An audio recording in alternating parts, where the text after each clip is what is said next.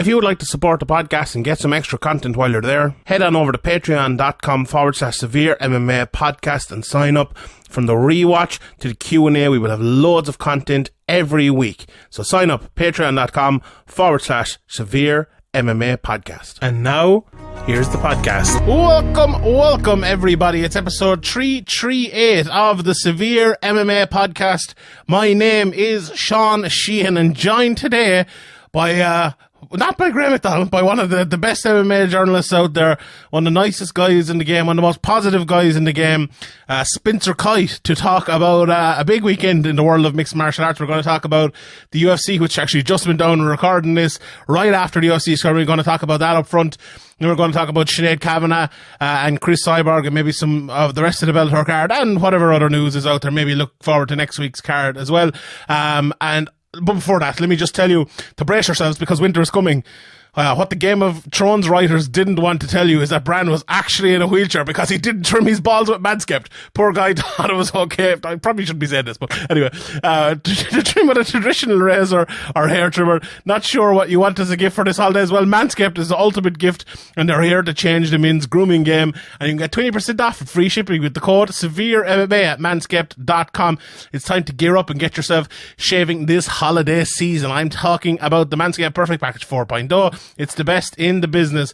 This hygiene bundle includes the Lawnmower 4.0, the Weed Whacker Boxers Travel Kit, and the Liquid Formations. The Lawnmower has waterproof advanced skin safe technology, which reduces cuts and nicks when you shave down below, so there'll be no red wedding situation going on. The Weed Whacker ear and nose hair trimmer can also help you whack those nasty weeds. It has the proprietary skin safe technology to prevent nicks, snags, and tugs. Then we have the Crop Preserver and the Crop Reviver as well, which are absolutely brilliant. One's a deodorant, one's a toner, absolutely fantastic. And the Crop Mop as well, the ball wipes are absolutely brilliant. I've been using them all the time. I was actually using them last week above Bellator to clean the mics, so they'll do that job as well. They're absolutely fantastic. The foot duster as well is another thing they have. The cologne, I've been wearing that recently. It's absolutely fantastic. I know Patrick has one as well, and he absolutely loves it. On top of everything, they've thrown in the Shed travel bag as well, to keep all your goods in it, with the Manscaped anti-chafing boxer briefs as well. So get 20% off and free shipping with the code SevereMMA at manscaped.com. During the winter, you may be spending more time inside with your balls. You might as well make them beautiful. 20% off with the code SevereMMA at manscaped.com with free shipping as well. It's time to join the Manscaped movement. These products are no joke. Right, Spencer. Sorry to put you through all of that there, that old Manscaped, but sure, we'll get right into it anyway. We will start because it's just happened and I think it's fresh in our mind, so I think it's always a good time to start with it. Max Holloway versus Yair Rodriguez. And recently on the podcast we haven't kind of been like delving straight into fights because I think like sometimes it's more important, and you're a good one to talk about this as well because this is kind of what you do, talking about the stories, maybe not even the stories necessarily behind the fights, but the stories of the week are the reason why this fight is happening or why this thing is happening and all this. But for this fight, I feel like it was one of those ones where I kind of put my Chuck Mindenhall hat on me for a second, and I'm not sure. I don't think he's doing it as much as he used to, but he used to always do his Sunday night or his Sunday morning aftermath, and I think Dave Doyle used to do him as well. They used to do great jobs, and they would write like the story of the fight, and I think the story of this fight is such an interesting one. It's the old guard of Max Holloway, even though he's the same age as Yair Rodriguez, against the young up-and-comer Yair Rodriguez, even though he's the same age, and Yair doing so well and kind of proving, if he hasn't already proved it, what a tough motherfucker basically he is, and Max Holloway just giving everything he could, but not quite being able to dominate Yair like he has past people. But both of them looking absolutely fantastic, and a fight just of the highest caliber you could ever find it. How are you, Spencer? And what did you think of this magnificent fight? I'm wonderful. It's always a pleasure to jump on here. I muted myself earlier so I didn't wheeze over your Manscaped laugh or your Manscaped read. It was wonderful. I appreciate that. A lot of people wouldn't do it, so I appreciate it. You hit it on the head of the like old guard versus the new guard when they're the same age, and we sort of understand that they're both still very much in the mix. But because Max has been to that mountaintop and is now not been there for over a year, we sort of look at him in a different way. And this did have a little bit of that feel of, can Max maintain his position? He did. It wasn't as clean as maybe we thought. I don't know if anybody really actually doubted the heart and overall toughness of Yair Rodriguez going in, but coming away, you absolutely can't. I said it during the fight, like watching that 25 minutes and seeing all that Yair is able to do, it really just makes me a little bit sad that he hasn't fought more than 4 times in the last 4 years, because there's just no substitute for experience. And it felt like he got hustled into that Frankie Edgar fight. It didn't necessarily break him, but it kind of set him back a little bit. It exposed some holes. And for me, that was the point where I wanted to see him fight every 6 months, just continue to keep fighting these tough guys. And he's certainly been fighting tough competition when he's been in there. But it just feels like we've missed maybe 3 or 4 other fights that would have leveled him up those couple little steps that he's missing, because it's not much. It's not a huge gap between these two, which I think speaks to how talented Yair is. But there's just that little bit that feels like it's missing. And it's the things like understanding his own pace and his own tempo out of the gate. Looked great in the first 2 rounds, but Max Holloway is a guy that can match your pace and do what you're trying to do for 25 minutes. And we know that. And so it felt a little bit like that experience advantage is the thing that really put Max over the top in this fight. And then we saw just the diversity of his game that we haven't really seen in the last few fights, because he's been boxing people up, or because he's been in striking battles with Alexander Volkanovski. We saw a little more of the wrestling. We saw a little more of the grappling, and just another terrific performance for Bless. 100%. I really like your point there about Yair Rodriguez, because it's something, that obviously covering Irish fighters coming up here, we talk an awful lot about how fighters should progress their careers. And it's maybe not a thing we talk about of the, number 3 ranked UFC featherweight, but it absolutely is a thing. And it's right. Like, if he had this fight 6 months ago, or maybe a year ago, and he had this fight now again, the exact same fight, would he have done better in this fight because of that one? Probably. He probably would have. He needed the experience of this fight to win this fight, which is an odd thing to say, I suppose, but maybe it'll stand to him in the future. But I would agree with you as well. I feel like there was a while there where Yair Rodriguez was kind of the poster boy for what happens to you when you stand up to the UFC. Remember they cut him at one stage and then they brought him back, and then the Frankie Edgar match I think was before that, and I remember there was a big row going on with different people. It's like, well, he took the Frankie Edgar fight, now you want to throw him to the wolves again. Should he not choose so he fights next to that, maybe a little step back so he can take a few steps forward?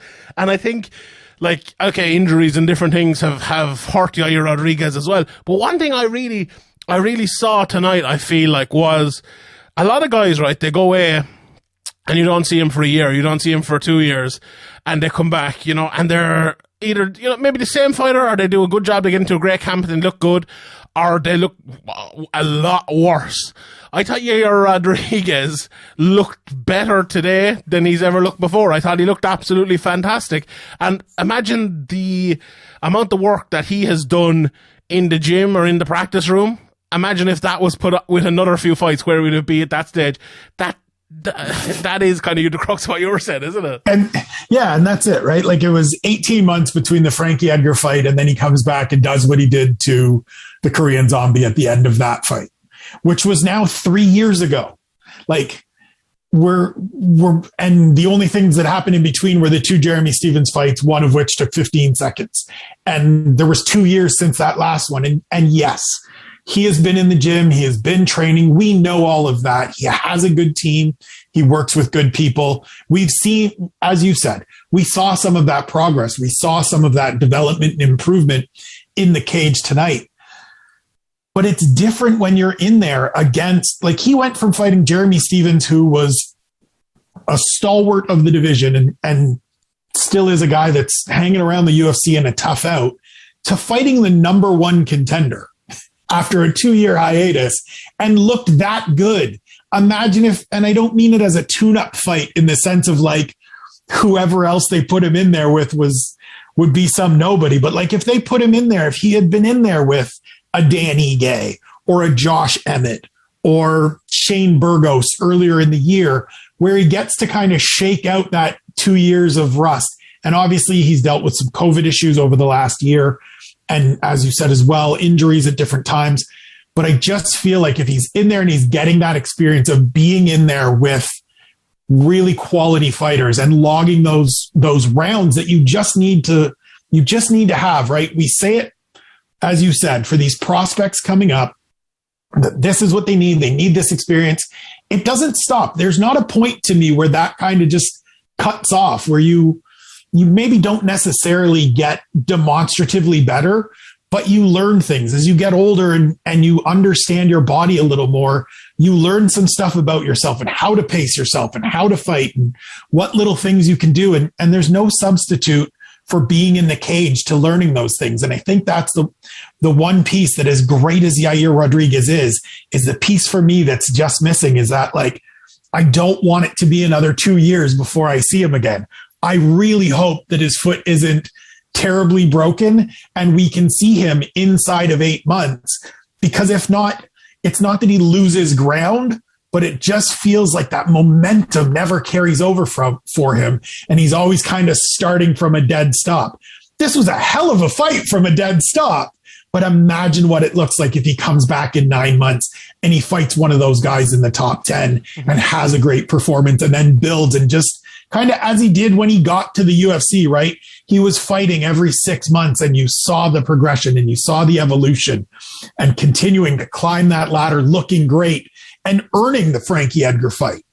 And so if we can keep him active and he can, remain in the game and remain in the fray, then he's a guy that just adds so much more depth and so much more talent to this already impressive collection at featherweight. Yeah, and all you have to look at really for that example is across the cage from him tonight, Mm-hmm. Max Holloway was that guy. He was the guy that came into the UFC maybe a little bit early, had tough matchups, built his way back up, even, from before the McGregor fight to the McGregor fight to after the McGregor fight.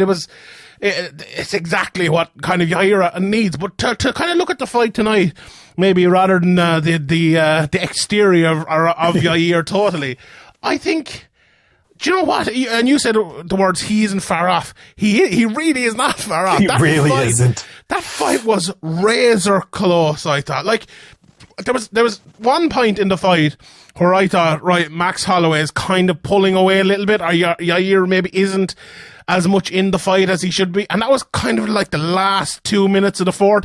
And I thought he won the fifth. So like it was very short-lived. Like I scored the first for Max Holloway and I got a litany of abuse on Twitter because of it. But I think most people didn't. And the opposite did for the second. I scored the second for Yair, and I think most people scored for Max. But whoever you scored it for, and you could 100% disagree with me. Look, I could be wrong. I could go back and watch it and I'll disagree with myself. I thought they were close rounds, both of them really, really fucking close either way. And I've no problem with you scoring it the opposite to me. But I think most people kind of had it 1-1 after that. Then Max, like the third, got the back mount. He landed a lot of shots, but it was one of those ones where Yair did really well. He was defending still in the fight, found himself in really tough positions. But I thought when Max got on top in the fourth, Yair did kind of land, got out of it for sometimes, got out of some positions and did well in some positions. But there was a point where, it wasn't like, oh, this should be stopped or this is going to be stopped. It's that Max is going to kind of run away with this now. But when, Yair, he just really stepped on the gas, I thought, in the fifth and did really well. Did land on the bottom. Max was winning on the feet, I thought, but Yair reversed it. He got on top and he landed a lot of shots in that last minute. And, I think things we can take if we're looking forward, like we spoke about earlier, the end of this fight and the end of the Korean zombie fight, he's still fighting. You know, for a guy who has a very high output, not output is the wrong word, but high intensity output, if you want to put it that way, with the big kicks and everything like that. For a guy like that to still be able to keep going late is an almighty sign, is an absolutely huge sign. And look, if a lot of people think Yair walked away with the first round, right? Let's say he did. Let's say he won. Let's say I edged him and everyone gave it to him. And I don't think anyone can argue the second wasn't close. Let's say Yair won the second, right? And I thought he won the fifth. Yeah. He could, like, there is an explainable scorecard, even if you take away my craziness of judging in the first, right? where Yair Rodriguez wins the fight. I can actually see that. I can see it. So he wasn't too far away at all. This may have been a case where Yair Rodriguez tonight beats literally everyone else in that division, save for Max and Alexander Volkanovski. Oh, definitely. Yes, like that kind of performance, right? Like that type of effort. If he goes out there and he puts that kind of effort on Brian Ortega, he's probably winning. We've already seen him do it against Chan Sung Jung. We saw Max do something similar against Calvin Kattar earlier in the year. And so down below that, maybe you look at a guy like Giga Chikadze, of course, who is on a terrific roll and believes he's the best striker in the division and can just beat absolutely anybody. And we'll see about that when he gets some of these opportunities. But this may have just been a case of you're in the cage with one of two guys that is going to beat you tonight. And you just so happen to be stuck in there with them.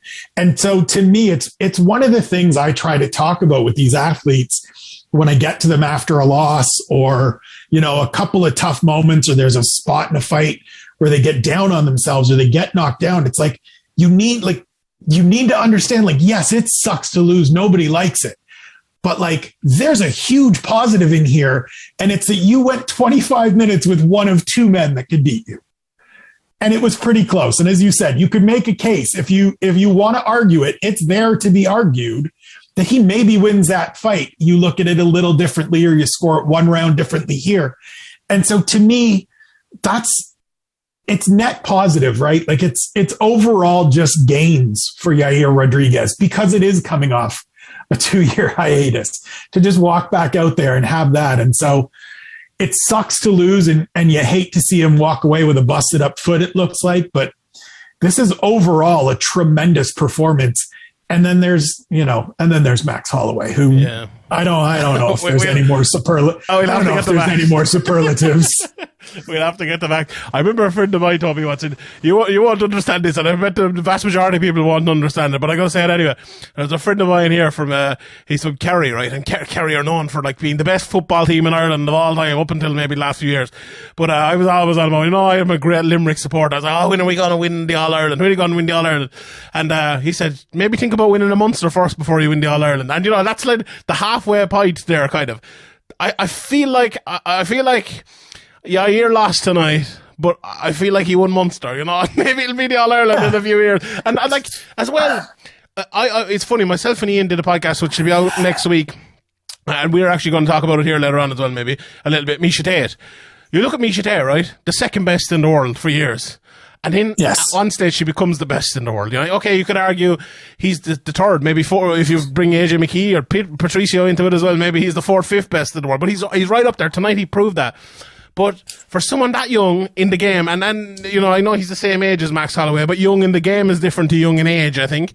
I think there's a lot still for him to do and a lot of places for him to go. And if he hangs in there and he keeps improving and does get more fights, I don't think it's the end of the road by any means for Yair Rodriguez. But Max, let's transition to Max for a while, because we kind of have to talk about Max Holloway here as well.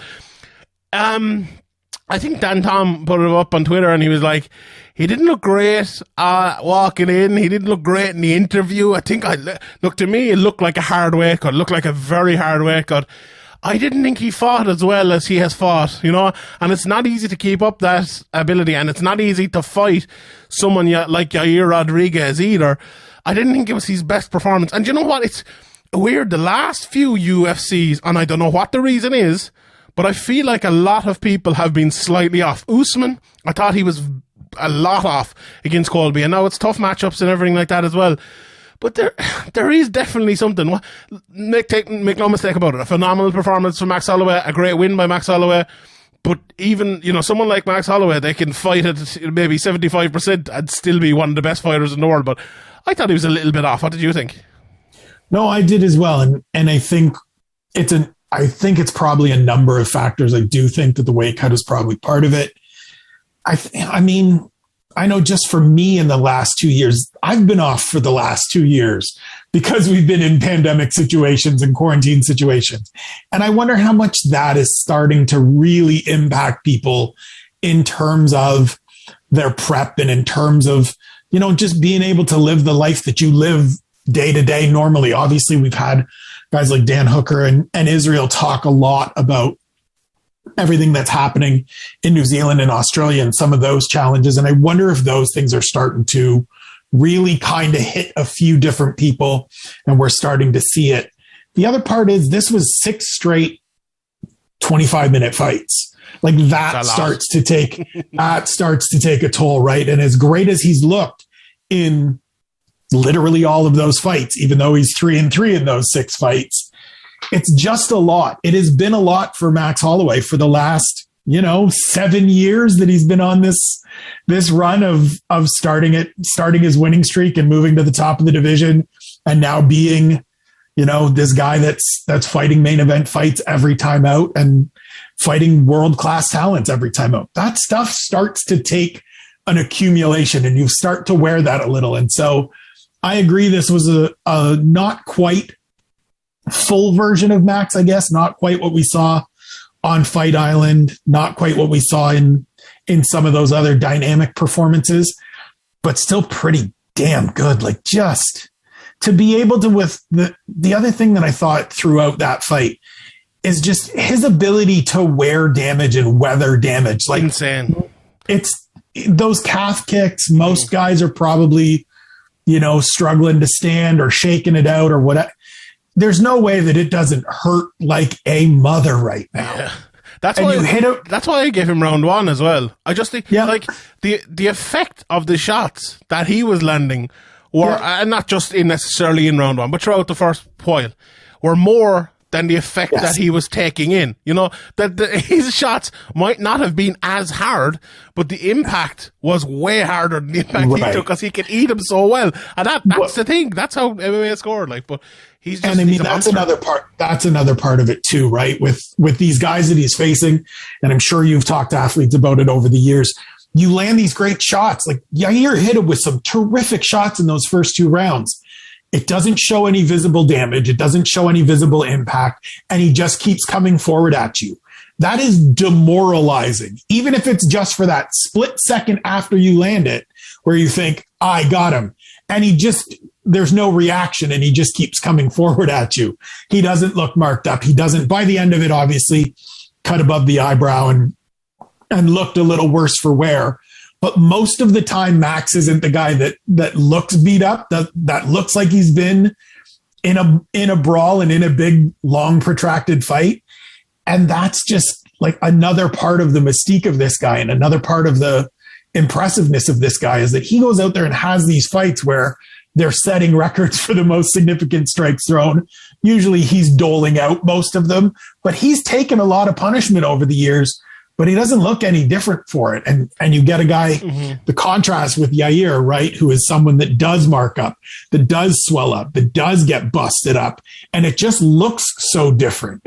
And I mean, it's incredible to me, really, what Max Holloway has been doing for these last bunch of years. And I think, I hope a few years from now, when he's slowed down or maybe moved on, we kind of go back and revisit it, the same that we need to go back and revisit what Dustin Poirier is doing right now, the same as we need to go back and revisit what Conor did when he arrived in his march to being the first champ. Like, we're in this incredible moment in this sport where we're seeing such incredible athletes and just the best fights and fighters we've seen ever. Yeah. And I think it gets lost a little bit because we're so used to seeing it, right? And there's too many fights. Max, it's so many great fights now that it's just like, ho hum, he looked okay. He beat. No, this, if if this was a fight that if we hadn't seen so many great Max Holloway performances lately, we'd be all over this one. But instead it feels a little bit humdrum because it's not quite as good as some of those absolute monster performances. But it's also like, I'm sure you were the same as me 10 years ago. You could tell me the last, 8 John Jones fights in a row, or last 8 Shogun Hua fights or whatever, and the round they won, and like I couldn't tell you. I could probably pull out maybe the last 5 or 6 Max Holloway fights, or maybe 4 or 5 of them. But it's just a thing now in MMA that doesn't exist anymore. It's impossible. It's impossible to naturally look at a person's progression in their career unless you're unless you're me with Irish MMA fighters or something like that, where we're non-stop paying attention to them all the time. It's impossible to non-stop pay attention to Max Holloway all the time, because in a few weeks' time we're going to have Cyril Gagnon, we're going to have Francis Ngannou, and then we might have John Jones, and then we're going to have Amanda Nunes, and we're going to have Dustin Poirier, we're going to have everyone. So it's impossible, and you're right. We need to go back and do it. Like we've done. I think you've done a couple of shows with me, the career retrospectives, where you go back and look at people. Maybe we'll even do a few more. Now I know we've talked about it, but I totally agree. It's a special time, and it's a pity that these special fights are kind of sometimes getting eaten up by fights that are not special. Because that definitely does happen. There's just so much, but. Let's park that for a second, and we will park even the UFC for a second as well, because I want to talk about Chris Cyborg versus Sinead Kavanagh. Chris Cyborg is another one who is on a special run, and we're going to talk about we talk about one main event, we talk about the other main event, and then we go through bits and pieces of the undercards after that as well, because I have to kind of start off the top with Sinead as well, obviously being an Irish woman, this being an Irish MMA podcast. In a strange way, right? Tonight we watched Max Holloway and Yair Rodriguez, and I thought Yair Rodriguez, for the most part, fought the right fight against Max Holloway. Came out, tried to land his stuff, tried to do his things, and it didn't work out for him, right? And the weird thing, even though it only lasted 92 seconds, I think Sinead Kavanagh did the exact same. She did the right. I think she did. Like, how are you going to beat Chris Cyborg, right? Are you going to bring her 5 rounds, push the pace, and outbox her all night without her landing big shots or taking you down or winning the jiu-jitsu match or anything like that? Very unlikely. Very unlikely. Can you draw her into a war, catch her with a few shots and knock her out? Very unlikely, but maybe. Maybe. That's your better chance. Yeah, it's look, both ways, right? You're probably going to get knocked out or submitted. Both ways, without a shadow of a doubt.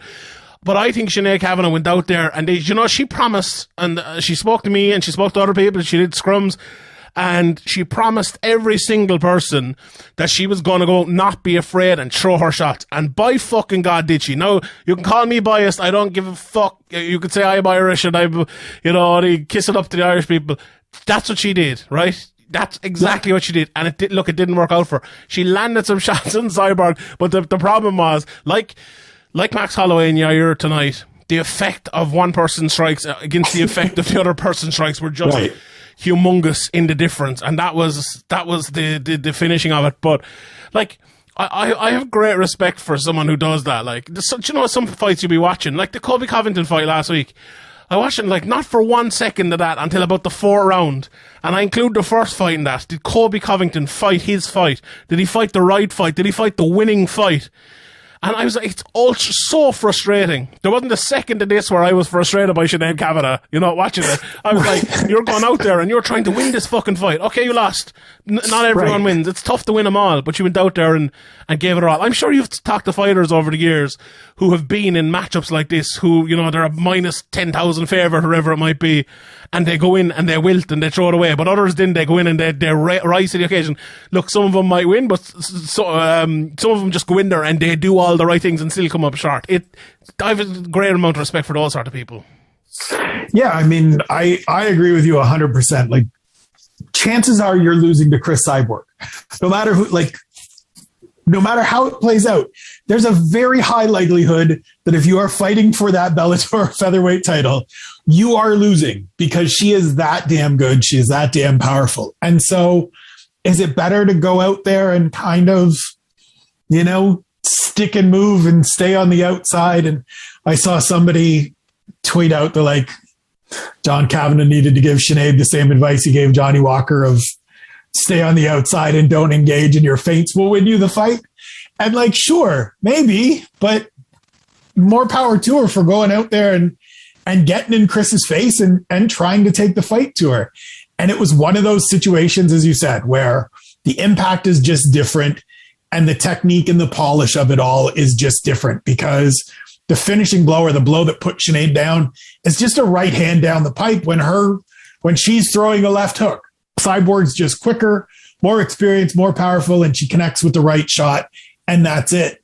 But I would rather see Sinead go out there and fight that same fight 100 times out of 100 than try to be super technical and be somebody that she isn't. Because as you said, with Colby in the first probably 8 rounds of his fights with Usman and so many other people, right? They go out there and it's not, you can tell it's not necessarily who they are and fighting the way that they want to fight, or that they know they need to fight in order to win. It's almost fighting for self-preservation, which is fine and understandable. But then you can't knock somebody like Sinead for going out there and fighting the way she did, the way she is, the way she would fight anybody, and taking a loss in 92 seconds. Yeah. And, do you know one thing as well, and 100%, one thing that's very frustrating, and I guarantee you probably feel this more than me, it's that, you know, sometimes you hear a fighter's story, or you know a fighter's background, and you know what they are as a person and what they are as a fighter, and then they have a fight. And then, you know, people get online, or even journalists, that they tweet out something, they say something, and it's just not reflective of what that person is. And like that, to me, as someone like Sinead Kavanagh, she's one of the nicest people you could ever meet. You know, she was homeless. She won 5 national boxing championships when she was homeless. You know, she could have got caught up in drugs. She could have doing anything. And she like rose herself out of this and got, you know, fantastic boxer, fantastic MMA fighter, got right to a title fight. And all of that. Like, I found a video of her from 10 years ago trying to get to the Olympics. Imagine how many years before that she was training in boxing, all to get to here. And it ends in like, she's rubbish, you know? And that, it's so annoying. And I do it. I guarantee you I do it for people I don't know either. And you and yourself first, say maybe the likes of James Lynch or other people who talk to these people and know their stories are probably saying that fucking Sean Jean is an idiot. And then I'm just going to try not to do it from now on. You must feel that all the time, do you? It's hard. I mean, it's been 10 years now, as I posted the other day, of writing at UFC.com.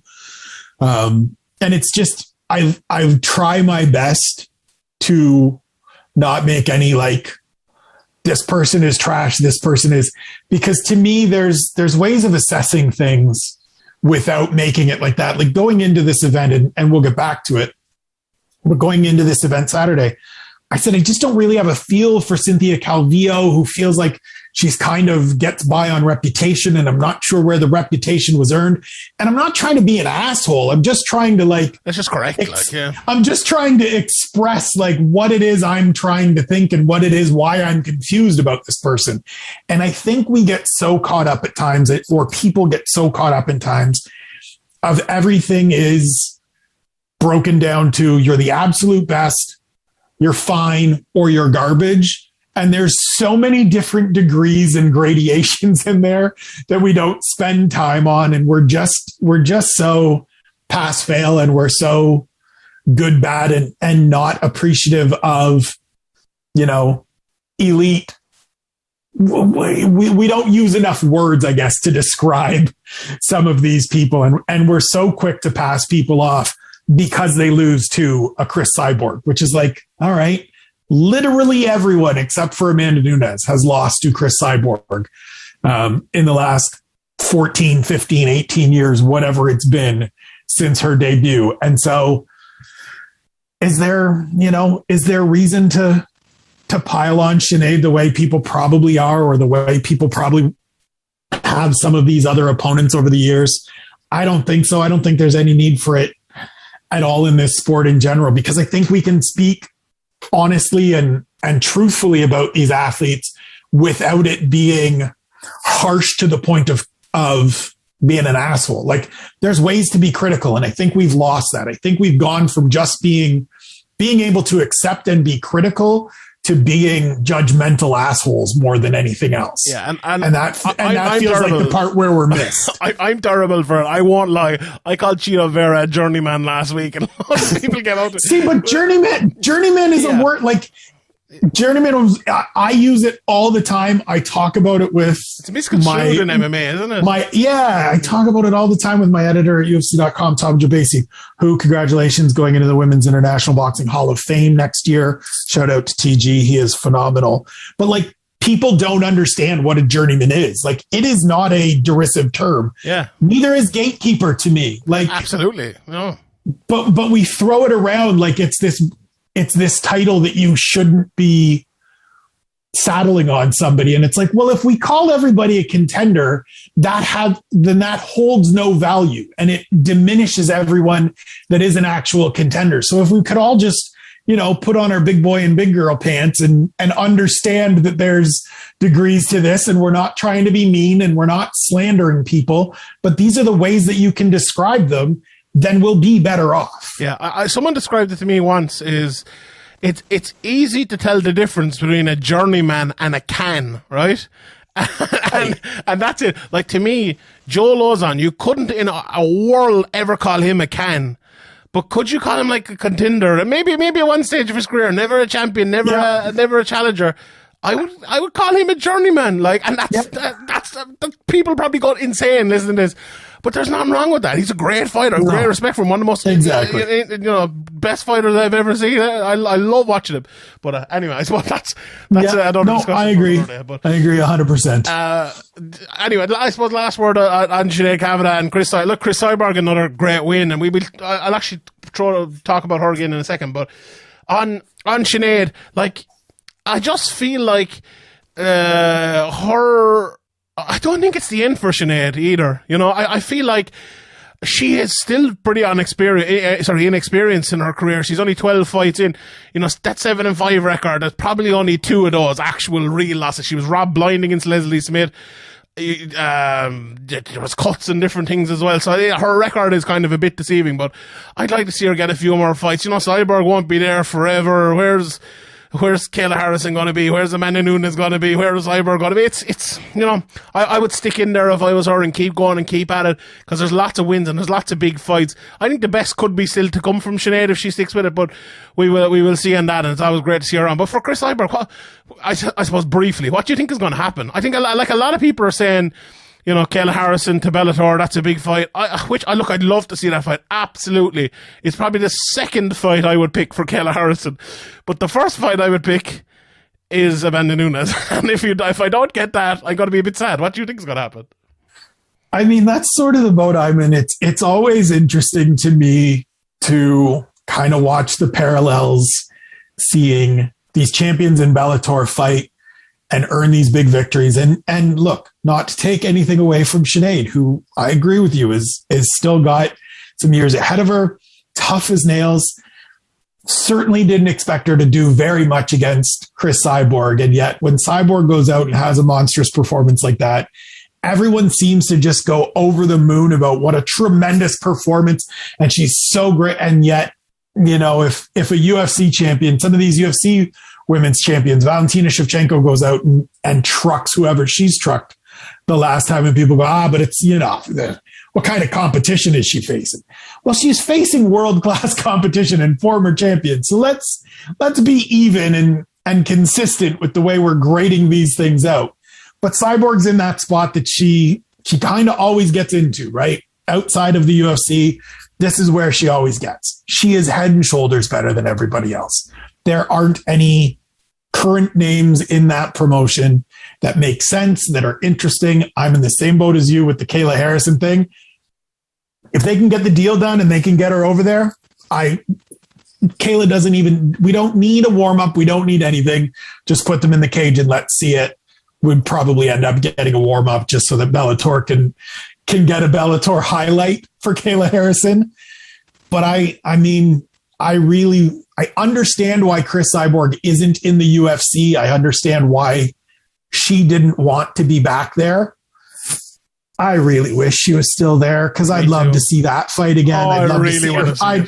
I'd really love to see her fight I'd like to see her fight Felicia Spencer again. There's just some opportunities that I would love to see. I think that division, the women's featherweight division, is maybe the only one in the sport that I really wish desperately was unified. Like everybody was together. Don't get me wrong. I'd love to just pool everybody that competes into one organization or that, cross promotion was a thing.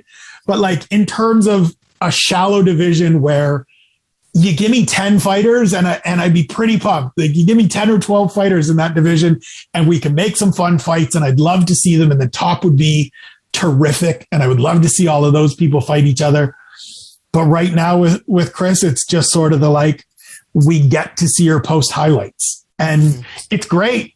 She's phenomenal. I say it all the time. You want to let me watch a dominant fighter be dominant? I'm in. I will pay attention. I love it. She's terrific. But it's also a foregone conclusion every time she steps into the cage now. And that takes a little bit of the shine off of it. The cards have just come out. Max Holloway versus Yair Rodriguez. 2 judges scored the first round for Max Holloway. I've never felt so vindicated in my whole life. The amount of, honestly, I don't think I've ever gotten more abuse for that first round than any round ever. Like the litany of abuse. 1 judge as well scored the second for Yair, which, like the point we were talking about earlier on, was absolutely true. All 3 judges scored the 5th round for Yair. Yair could have won this fight. Yair won 3 separate rounds on the judges' cards. So yeah. It was a closer fight than made out. But anyway, let's move on to some of the other fights. I'll run quickly through Bellator. I know you didn't see all of Bellator, so I will pick out a few things here. I'll go from bottom to the top. Ethan Hughes, what a fantastic win for him against Mohamed Sebe, who I know is an Olympic wrestler or something like that. A really, really great win for him there. There's some really good performances on this undercard. Cody Law really stood out for me. He moves to 5-0. This guy is a real prospect. Keep an eye on him. Waldo Cortez Acosta as well moves to 4-0. Roman Fernaldo got that flying knee KO. Absolutely fantastic. Valeria Reid as well. Another thing I got stick for. I said she looked good winning this. I thought she looked good. She's 5 fights into her career. She's learning. She fought on the outside against someone who was about a foot taller than her, and she kept her away. Taylor Turner, an absolutely horrific performance with that sort of length, but we'll leave it at that. Loreda, I thought was, I thought she did well, to be honest. Brunel and go on. What were you going to say? Well, I was going to say, Valerie Loreda is one of those just automatically polarizing people. Like, if you say anything nice, the people that want to just absolutely rip her for doing her dance afterwards are going to just try to tear you down. And if you say something bad, then the defenders are going to come out. So you're best off just to ignore it. Just don't have anything to say about Valerie Loreda.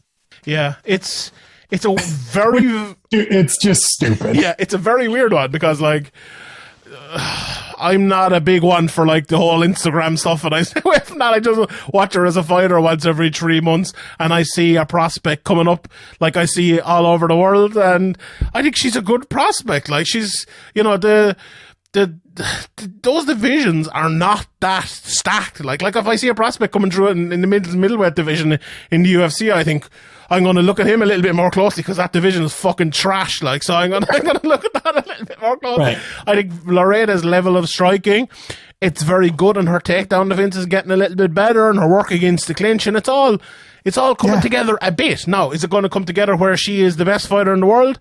I don't know, maybe, probably not. Most fighters don't become the best fighter in the world, so waiting to see. But I think people need to calm down a little bit. But yeah, I love in general, MMA Twitter needs to just chill the fuck out. But the weirdest thing is she dances around, so I'm going to hate her. But if someone says something level-headed and let's wait and see her, you're only fucking fixated on her arse. I'm like, what the fuck are you talking about? I'm just talking about her fighting. But anyway, fuck it. We leave it at that. Steve Mowry, this is a guy who's moved to 10-0, and Rakim. Or they call Rackham, I think they called him actually. I was calling him Rakim all week. But Cleveland, I went back and I watched a good few of his fights. This guy's a good fighter.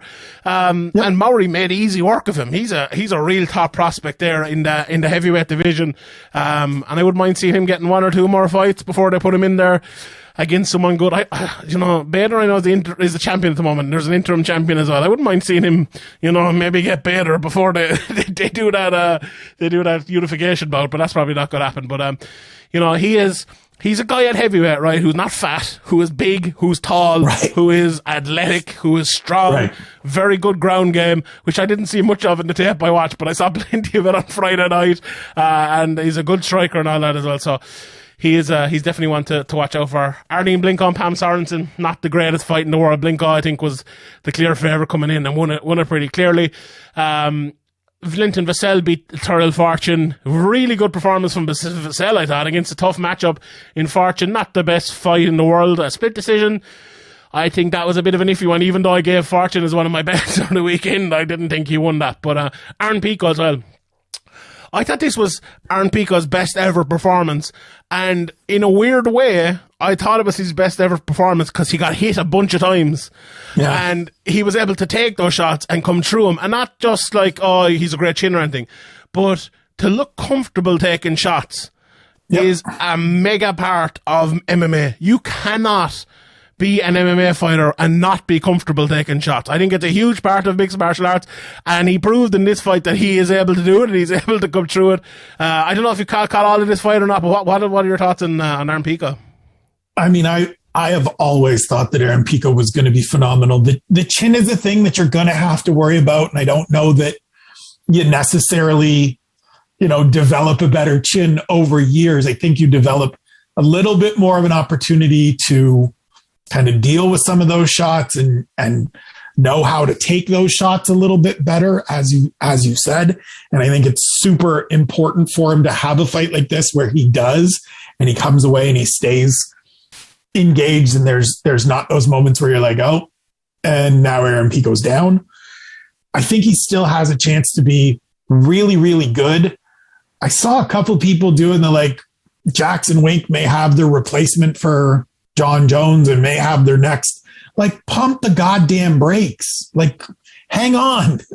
He's still 25. He's got 3 losses.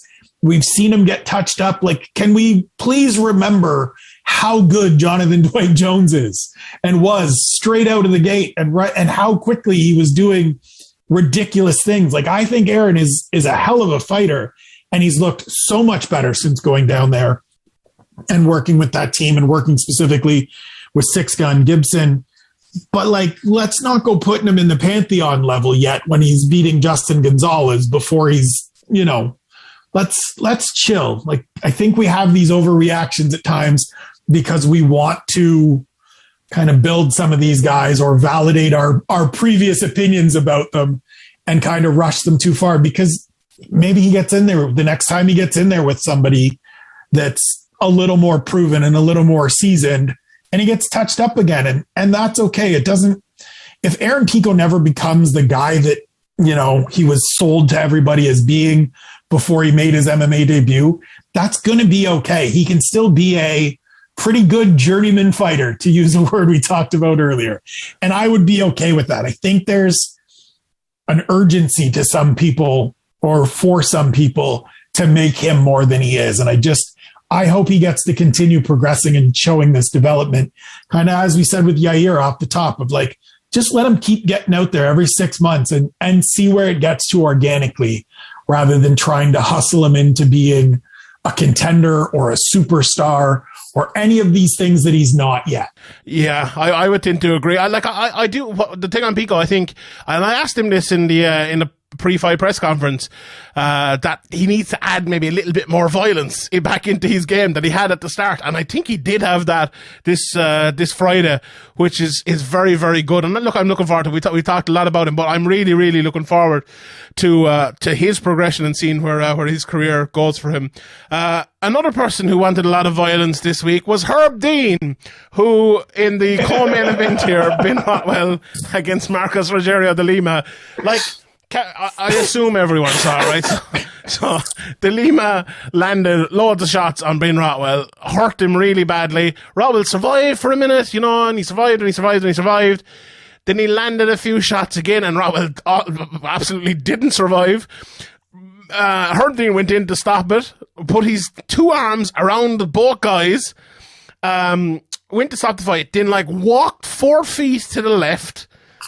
The both guys kept fighting. Rothwell kind of went to stop the takedown, and Rodrigo de Lima was like, here, what the fuck is going on here? Are you after stopping this or what? I put out his hands, and then Herb goes, oh yeah, fuck it, I did stop it actually there like 5 seconds ago. And then he went in and he actually stopped it. Like, there was another fight earlier in the night, I don't know, I'll look it up now in a second, I'm not sure which one it was, where Herb got someone and he took a fucking shitload of strikes extra as well. Herb Dean, right, just because Joe Rogan says he's the gold standard and he's been around for a long time, does not mean he is a great ref anymore. As I tweeted tonight, if he wasn't on the JRE a few times and if he was Russian, he would be asked to be taken out of the lineup more often than anyone. That guy last week, Herb Dean has done things as bad as that Russian guy did last week. He absolutely has, or 3 weeks ago, whenever the fuck it was. Herb, look, the thing about Herb, if you have been around for a long time, like him or Big John or Goddard, and you make a mistake, look, you've earned that right to make a mistake. Everyone's going to make a mistake. No one is perfect in life. But when you make mistake after mistake after mistake after mistake, and it's not stopping and you're not getting any better, like there actually hasn't been that many recently out of Herb, but now we're back into it again, and there's been a few in the last few weeks. What do you do? Like, I don't think it's safe. If I was a fighter, I would not want Herb Dean refereeing my fights because it's not safe for me and it's not safe for my opponent. Yeah, and the part that always feels so ridiculous to me with it, and there's a few different officials to me that kind of fit in that, is there are some really great, like Jason Herzog needs more assignments. And look, yeah. I don't want to constantly be taking Jason away from his home and his family. And same with Mark Goddard, who's traveling the world and has plenty on the go.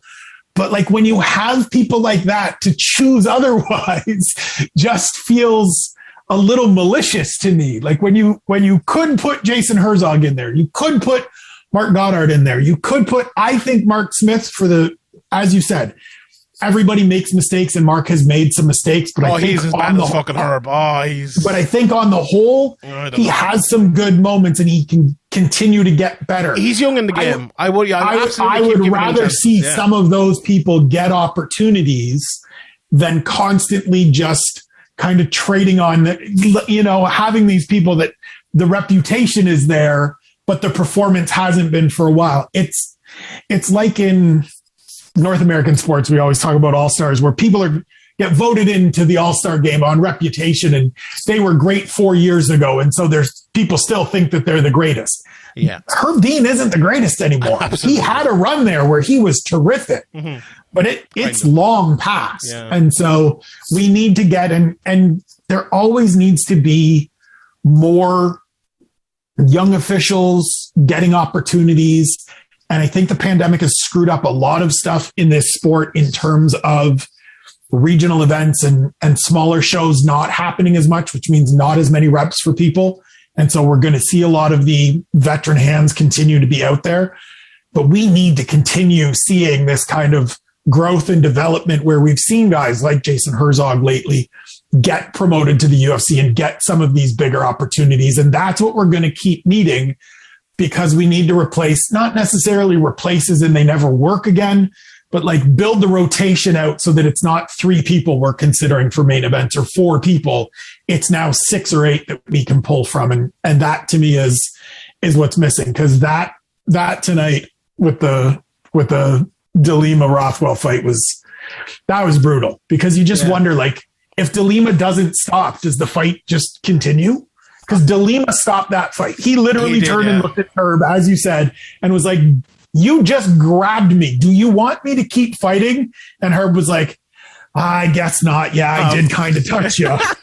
Well, yeah, man, like you touched him, and you tell them to fight until I stop you. You stop them, and then you kind of wanted to be like, no, it's good. Keep fighting.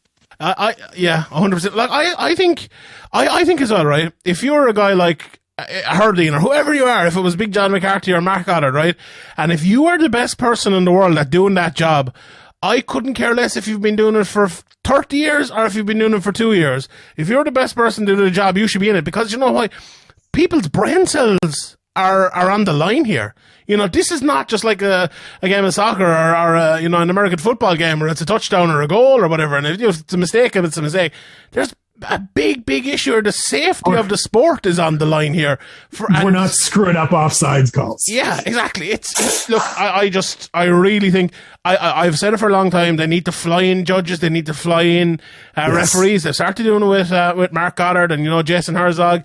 I think Keith Peterson is fantastic. There are probably more great referees now than there ever have been, you know. But Herb certainly is no longer one of them. And look, if he was as good, I would have no problem with him still doing it at fucking 90 years of age. If he was still able to do it better than anyone else in the world, absolutely put him in there, have him do every main event. Let the best referee do every main event. I would be happy enough to do that. But he no longer can do that job. He really can't. He has proven that over years now. He can't do it anymore. But anyway, let's just quickly mention a few more of the fights. It was a fantastic night of fights. It was one of those ones where we were talking about it briefly beforehand, and it was like, if you heard about it before and looked at the card, apart from the main event, you'll probably say, right, there isn't that much on this card which has much jeopardy or matters. You look at it afterwards, you just see the winners. Apart from the main event, obviously, there really isn't that much in this card that happened that actually matters in terms of like rankings of maybe one or two, maybe the Song Yadong fight, maybe a couple. But if you look at the actual fight itself and fight night itself and you watch the fights, it's just a good, enjoyable night of fights. Great night of fights. A fantastic night of fights. I couldn't complain about it. Absolutely. And there's been a lot of them recently. You know, there's been a lot of fun. And, you know, from Bellator to the UFC, and we've Cage Warriors coming up in a few weeks. Been a brilliant time for fights. Nothing but positivity out of me. But, Felicia Spencer absolutely destroyed Leah Letson, who I thought the towel could have come in at one stage. I know there's a question about that, which I'll get to in the Q&A. But she absolutely destroyed her from pillar to post. Chaos Williams Baeza was a really fucking interesting fight.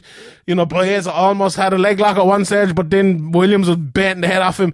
Baeza almost knocked him out before that as well, and then Williams ended up getting the KO in the third after Baeza's corner had told him not to throw multiple leg kicks. He threw 2 leg kicks and then he got knocked out by Chaos Williams. And I'm like, well, that's what fucking happens when you don't listen to your corner, which is unfortunate. Like, good cornering advice. I'd be like, well, if I went to the coach, I'd be like, give me them boys. But, so good stuff there. Song Yadong got a good win as well. I got a dick joke on TV screen all over the world as well. How the fuck did I not know? Yadong is up after round 1. How could you not decipher that as a dick joke, or else whoever's putting it up is just like, fuck it, let's roll with it.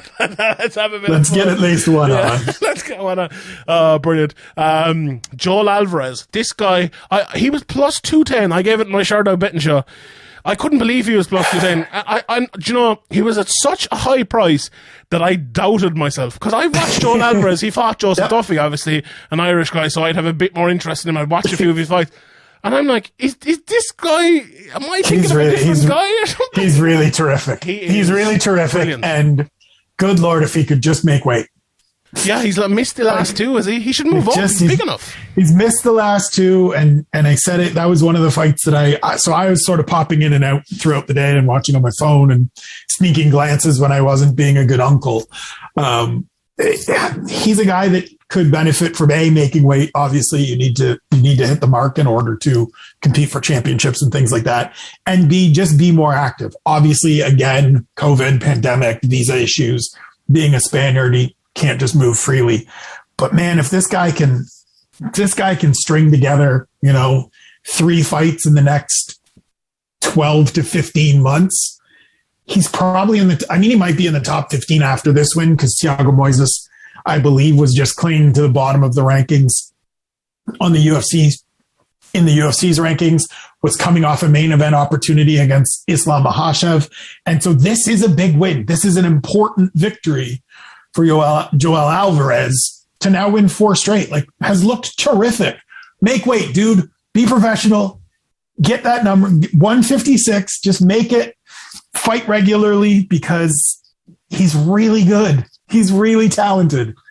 It's, do you know what? I might actually get you back. I'll book you right now for the next state of the UFC, because that guy is someone who we need to look at on the next state of the UFC. We'll talk more about him there. So he was one of my bets that I gave. Andrea Lee was another one, plus 110. And she destroyed Cynthia Calvillo. And I know, was it on the podcast or just briefly before you were mentioning Calvillo? How it was on the podcast, wasn't it? Where you're like, The problem with Calvillo, right, is a problem that happens with lots of fighters. They come into MMA and everyone says they're the next Ronda Rousey, they're the next Conor McGregor, they're the next. She's Cynthia Calvillo, right? She's a good fighter, but she is not at the level of someone like even an Andrea Lee now.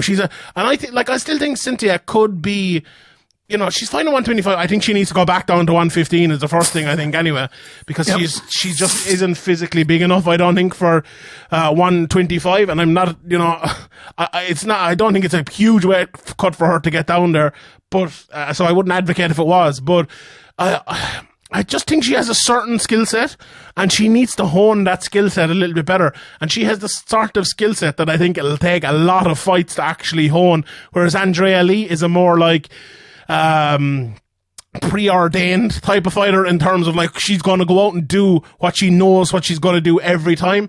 And when you do that, and when you're technically good, like Andrea Lee is a very technically good fighter, that works more often than not against someone like Calvillo, who doesn't maybe have all of that experience to beat a person like that. Is that kind of how you saw that fight before and during it as well? Yeah. So for me, 25 is one of those divisions where I think there are, obviously we have Valentina Shevchenko, and we're going to do a quick state of the division right now. Shevchenko's off on her own, head and shoulders above everybody else. I think Jessica Andrade is clearly the number one contender. And then for me, like 2 through probably 12, where Andrea Lee was coming into this fight, all kind of feel interchangeable. Like depending on the matchup, depending on who's fighting when and where they're coming from, I kind of feel like you could just move them around. And that's what I felt going into this. I picked Andrea Lee, so I was happy to see her have a great performance. The thing with Calvillo for me, and I said it earlier, is just, it feels like she has this reputation from when she came into the UFC and won 3 fights in I think about 6 months, looked great. She was part of a promotional push when Body Armor first signed up with the UFC. She was one of the athletes that the UFC kind of tabbed to be a part of that. But every time she's been in there against somebody that is of real substance and of real grit and merit and experience, she's stumbled. And it's because she doesn't have that experience. It's because she doesn't have, as you said, sort of the like, you understand what she's going to do. She knows what to do in there, and she has this strong suit that she can play to. She's kind of just a tough, bit like good wrestler, good boxer, can kind of, can kind of hold her own everywhere, but doesn't have that one thing she can do that is just going to go out and dominate you. And the other part is, I think she's sneaky older than a lot of people understand. She's 34 years old. It's not like she's I didn't even realize that. Yeah, Jesus. It's not like she's this young pup.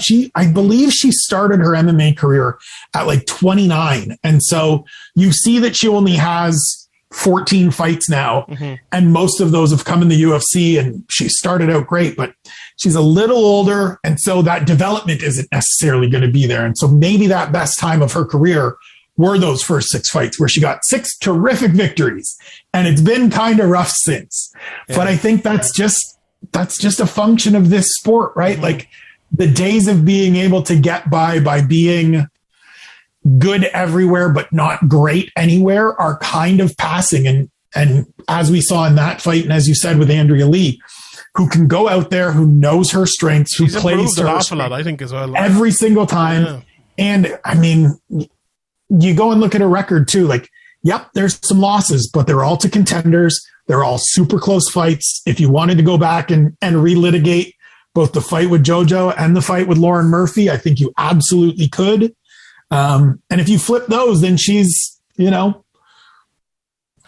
and 3, which is a whole different story than where she's at now, right? Like I like how Joanne Calderwood is now called Joanne Wood, but I've decided I'm gonna start calling her Joanne Wood Calder. Wood like fucking 007. Like Bob. Nice. I like it. I'm gonna start doing that. But anyway, I like it. Let's run through the rest of this card quickly, and then we will talk a little bit about next week's card. Sean Woodson, I'm a huge fan of his. Another fantastic performance, hooks to the body, beautiful finish. If you haven't seen this fight, this is one I would definitely pick out for people to watch out. This guy is really, really good. Courtney Casey got a good win over Georgia. Not the best fight in the world. Rafael Alves, Marchi Casey is. My God. I feel so bad for Mark Casey. Jesus, he's... Right? He looked like he's the best fighter in the world who he's just not, you know? Yeah. He's just perfect example of a guy that showed a ton of promise and then kind of just hit a plateau. Do you know what Mark Casey needs to do? He needs to get out of the UFC and he needs to go somewhere and beat the absolute shit out of it. Those 10 fucking cans. Yes. And I'm not talking about journeyman. Cans. No, yeah. And then sign for, Cage Warriors or, Bellator or somewhere and work his way back up. Like, Mark Casey is a very good fighter. I just feel like he met this kind of downward spiral, and it's not gone all downward, but he's never really been able to stop it, And I always, and this is a great compliment to Mark Casey, and I always say it, but I always compare him to Rafael dos Anjos. He was a guy who was a good fighter, a better fighter than Casey, don't get me wrong, in terms of his record and everything like that. But at a certain point, because he had that physical base and he had a well-rounded game, he hit a point where things went right for him and he got all the way to a championship. Now, I'm not saying Casey can do that, but if things were to go right for Casey at some time, he has the wrestling, he's good jiu-jitsu, he's brilliant strike, he has everything. If it just could turn for him. But I don't know, maybe it never will. Maybe it never will. And then in the first fight of the night, Da Ung Jun got the win with standing elbows against Kennedy Njoku. I actually didn't see that fight, so I don't know what happened in that one, but we will leave it there. Right, next week, I'm actually going to be previewing this card a little bit for Sherdog as well, so we won't fully get into it, but we will touch on one or two fights. I will ask you about Sean Brady because, he is a guy, I watched some of his fights and he's a fantastic fighter. What do you think of him? I know we talked about this a little before over on Patreon and the State of the UFC. What do you think of him as a contender in that division? And obviously his fight with Michael Chiesa as well. He's one of those guys to me that every time I try to set a bar for him, every time I try to set kind of what I think, he goes out and does something that I'm like, oh, I was wrong. I need to move that up 2 or 3 notches. And that's why I love this fight. Because we know what Michael Chiesa is. We know who he is. We know what he's capable of. And if Sean Brady goes out and does to Michael Chiesa what he did to Jake Matthews, which was completely dominate the fight until he got the finish, then we have to talk about him going into next year as a legitimate title contender. Because the only guy that's beaten Michael Chiesa in this division is Vicente Luque, who caught him in a beautiful choke after Chiesa started the fight looking great. And so he's one of those guys, and I've talked to a couple of people that he trains with. Obviously, we've heard Paul Felder rave about him and what he brings to the table. It's not flashy at all. It's not, he wasn't lighting up a ton of really experienced guys on the regional circuit, but he fought on that East Coast circuit, CFFC, for most of it, where it's just hard-nosed experienced fighters. It is those journeymen that have been in there with literally everybody. And to beat them shows a certain level. And I think he's just one of those guys that he's never going to overwhelm you. He's never going to get that Sean O'Malley push where everything just pops and it's a great big spotlight.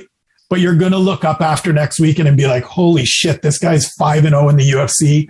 And he just ragdolled Michael Chiesa. If that happens, not saying that's what's going to happen, but like, he's one of those guys that you're just going to look up and be like, why did we not see this coming? There's a little bit of Usman to him in that regard, right? Yeah. Remember when Kamaru Usman started? That's exactly. And it was just like, I think we kind of said that in the last set of the UFC. He just saw him coming along, and it was like, yeah. And the people that you knew, and I mean, listen, teammates and coaches are always going to gas up their guys, but there's a certain, I mean, people that have never done it are going to think I'm a lunatic for saying this, but I hope you agree.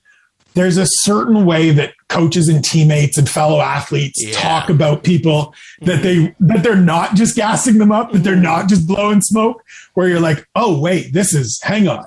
And I remember at the very start of Kamaru Usman's career, Rashad Evans being like, listen, my little brother here is going to be a problem. He is that good. Just stick with him and keep watching. And then he goes through the Ultimate Fighter and just piece by piece, you're seeing little bits and going, this guy's starting to figure something out.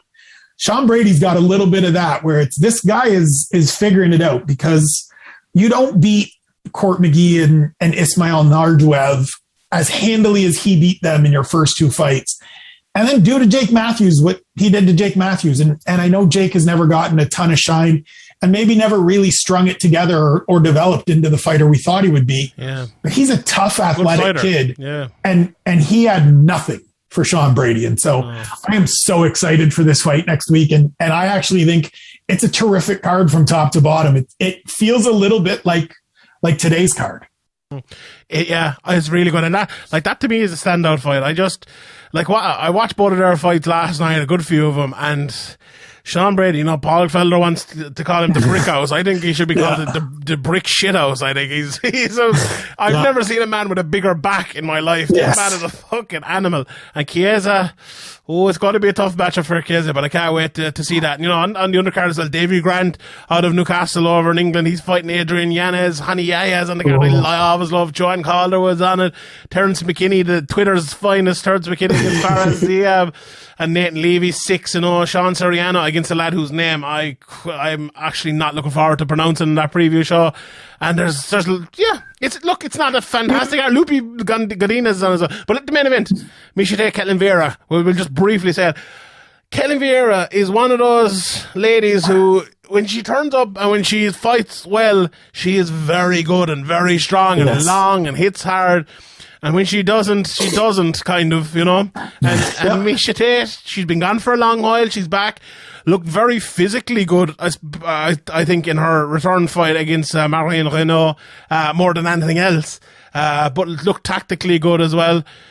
It's a fight that I think is a very difficult fight for Miesha Tate. I haven't looked at the betting odds or anything yet, but Miesha Tate has had plenty of difficult fights in her life, and she's won some of them. What do you think, briefly, about this fight, and how would you see it going?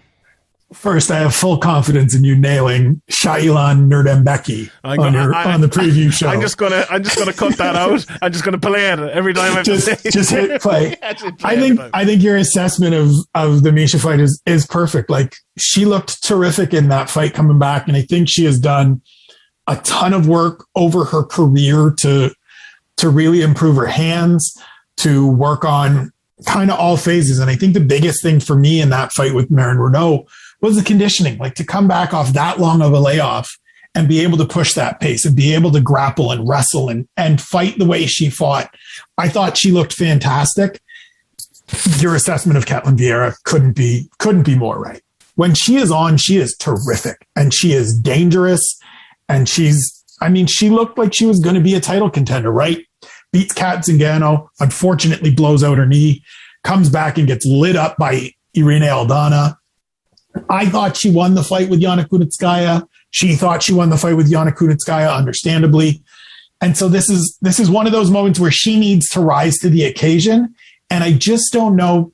It's a fight to me that I wonder if it comes down to more athleticism than actually like skill and technique. Like, I just think Miesha being the better athlete could be the difference here, because she's just a little more fluid in every area and every phase of this fight. That's very interesting. I think that's becoming a big differentiating point for me, is just that she moves just a little bit better, and it's a little less rigid for Miesha Tate than it is for Ketlen Vieira. Yeah, it's very true. It's funny when you said that. I thought you were talking about Vieira for a second because, and I'll tell you why, because Vieira is very fast in certain ways. I suppose you call it like, over the first 5 yards, I used to call it in soccer, Yes. If she had to run, 100 meters against Miesha Tate, she'd probably lose badly.